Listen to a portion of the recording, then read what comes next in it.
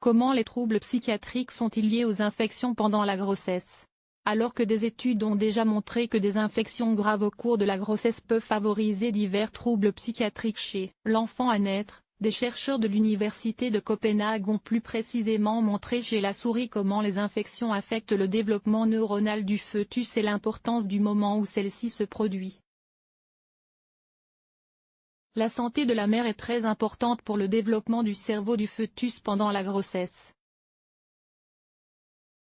En effet, de nombreux facteurs jouent un rôle clé, notamment la nutrition, le stress, l'équilibre hormonal et le système immunitaire. Il a déjà été observé chez les humains et les animaux que les infections graves chez la femme enceinte constituent un facteur de risque pour l'enfant de développer des troubles psychiatriques tels que la schizophrénie et des troubles du spectre autistique plus tard dans sa vie. Dans une étude publiée dans la revue Molecular Psychiatry, des chercheurs de l'Université de Copenhague ont montré, chez des souris, le mécanisme en cause. Ces derniers affirment que des infections chez la mère pendant la grossesse peuvent altérer le développement des cellules souches et des précurseurs des cellules neuronales de l'enfant. La connexion a déjà été faite dans des études sur des animaux et des études d'observation clinique. Cependant, c'est la première fois que nous montrons comment les infections pendant la grossesse affectent le développement du cerveau et peuvent entraîner des troubles cognitifs.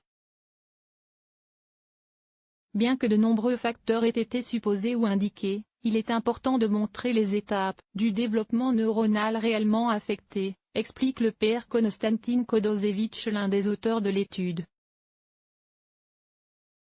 Un impact plus ou moins important selon le stade de la grossesse. Les chercheurs ont étudié le développement de neurones chez plusieurs souris femelles enceintes et ont découvert qu'une forte réponse immunitaire provoquée par une infection a eu un effet sur les cellules souches et les cellules précurseurs aux cellules neuronales chez le fœtus, avec comme conséquence une perturbation profonde du développement de leur cerveau. Plus précisément, ce sont les interneurones GABAergiques et corticaux, la classe de neurones clés qui fournit l'inhibition dans le cerveau, qui ont été altérés, ce qui a provoqué de multiples impacts tout au long du processus de développement neuronal du fœtus, de la naissance des neurones jusqu'à leur maturité. En outre, les chercheurs ont également conclu que les souris nouvellement nées présentaient des symptômes similaires à ceux des troubles psychiatriques humains, notamment une inhibition réduite, une interaction sociale altérée et un déclin cognitif. L'étude chez les humains pose des problèmes technologiques et éthiques en raison de la vulnérabilité des femmes enceintes.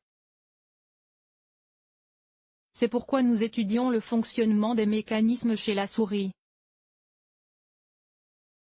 Les troubles psychiatriques sont très complexes et pour certains, nous ne savons toujours pas comment ils se présentent. Nous voulons vraiment contribuer à la compréhension scientifique de ces maladies, ajoute le chercheur. L'autre découverte de l'expérience est le fait que l'infection à différentes périodes de la grossesse est un facteur non négligeable. Ainsi, selon le moment de l'infection, différentes cellules précurseurs et, par conséquent, différents neurones ont été affectés.